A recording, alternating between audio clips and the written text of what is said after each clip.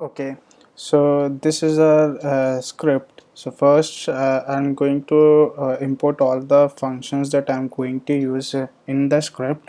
Okay, their module name is PySpark.sql.functions and PySpark.sql.types for importing the types, and using RE. It is a library of Python for using regular expression.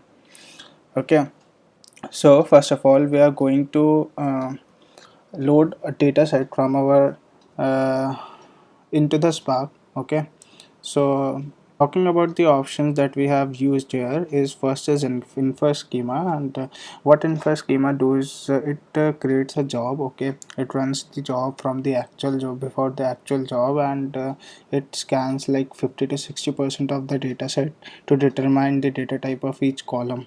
Okay, so talking important thing about infer schema is that it creates some overhead if there is a large amount of data for determining the type. It's best that you first create a schema. Okay, then use it in the Spark while loading your dataset. Now second option is row tag. What row tag does is it creates it as a parent tag, and all the children tag will be our columns in our data frame. So let's see that working. Okay, so what I'll do is I'll load it and show it to you. Top 10 records. So if you see that id, ns, revision and title, all are title, ns and revision, all becomes the columns in our data frame. So our so if you see, division becomes a column, and inside it contains a text string. Okay, and we need the value of text string. So what I did is I created an extra column. Means this is a transformation with column. It creates a new data frame which I stored in data frame 1 df1. Okay, and it contains the value or the string part of text stack. So it will be containing information from like this braces to till this, till the tag is closed. Okay, so if you want to see, we can do a show on this for top 10 records. Okay, so this is a new column, text final, containing the string part. Okay, now this is the UDF that I was discussing with you. So this UDF, what it will do is it will extract all the double square bracket part from this whole text and convert it into a string of list and then pass it back to our data frame. Okay, so it is a type of transformation here. So this is the functionality of our UDF.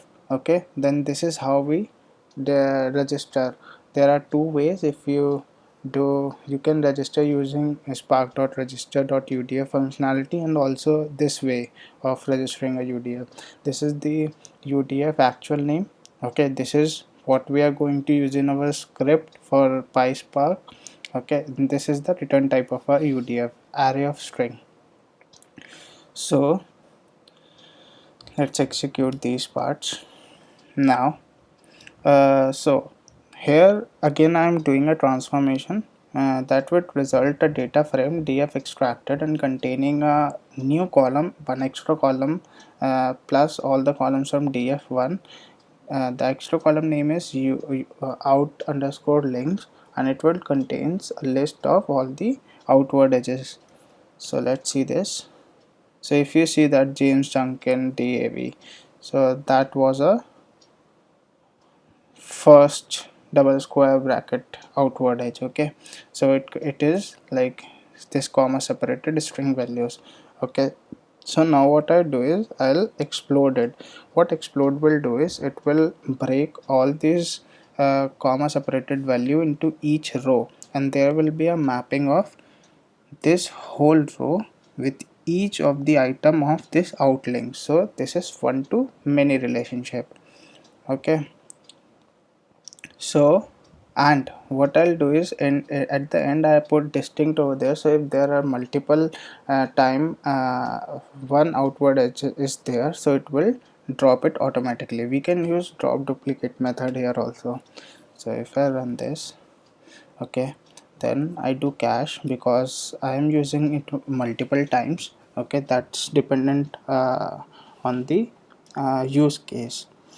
So now I'm performing a group by operation. So if I didn't cache it, then while I do the group by operation, it recomputes this df explode rdd, okay, all the transformation previously we have done. And when I join this rdt again, that will cause the recomputation of all this part. So for avoiding that recomputation, I did a cache of this data frame. So by group by, so if you want to see, like, let me show you, df consolidated dot show and top 10 records.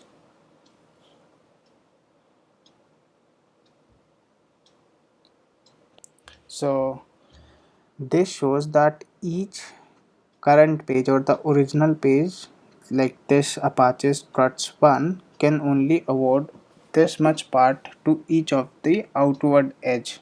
So what we are going to do is we are going to join this cost per page df, that is df underscore consolidated, with the df that we got here, df exploded. Okay, let me show you the df exploded part also.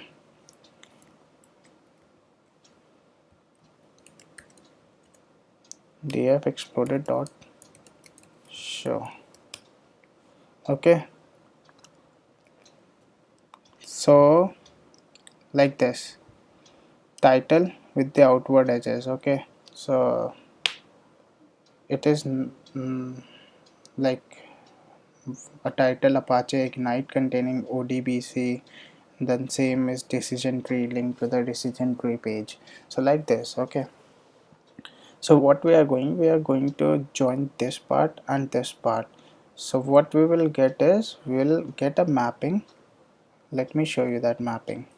Okay, so what I did is I joined df exploded title, that is this part, with df consolidated title, that is this part. Okay, and I did a inner join, and by default it will be inner join if I didn't put this, but it's a good practice to put the type of join, specify the type of join. So I did the join. Again I cached it because first of all I did a show. Okay, then I did a group by, and also many more functionalities can be done. And if that didn't cache it, every time I perform an action on it, it will recompute all the transformation from what this df is made from. So it's better to cache it to avoid recomputation every time we perform action on that. So caching this. Okay, then I'm going to show the output. Okay, so what I did is I did uh, truncate false, means it is showing the full value, so it is not good visual. Okay, so this is how the mapping looks like. Apache linear, okay, is a title page. Okay, the outward edge to is it is list of content, and the cost it can give to outward edges 0.142 etc. Okay, likewise this Apache Zookeeper can give solr page how much, this much points, 0.04. so what are we going to do is we are going to do a group by with out edges. Okay, and we are going to sum the per page. So what we will get is we get the ultimate result, how much cost it will ultimately get from all the possibilities in this df. So we are doing a group by with outward edge, out edge, and doing a sum with per page and giving it alias final sum. So let me show you page ranker dot show. Okay, so With this we can consider that we can think of solar page is getting only 0.1. So what we are going to do is we are going to order the data frame in the descending order with the final sum. Okay, and going to select outage means the page name along with its total cost, and this will show you the whole data frame, but I am going to show you only the top 50 performers. Okay, and truncate will be false.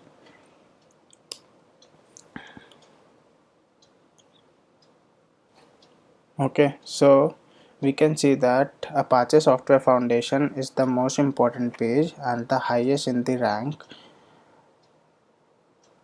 with getting points 13.38659 etc. And then Apache license, then XML. Okay, and we have plenty more. Okay, we can get the count. Page ranker dot count, it's 1225 total pages with the along with the cost. So now what we can do is we can also save our data frame into the external storage. Here I'm gonna provide the directory which is result page ranking, and it will be created inside my downloads directory. So here if you see that there is nothing, no directory related to result underscore page ranking. So when I execute this, let's wait. So if you see that it has already created a directory, and if we see inside that there are so many files, and now the number of files is equal to the number of partitions we had in our data we have in the Spark job. Okay, so if we open this with Sublime Text, we see that Apache Software Foundation with its ranking. Okay, so along with this our project is completed.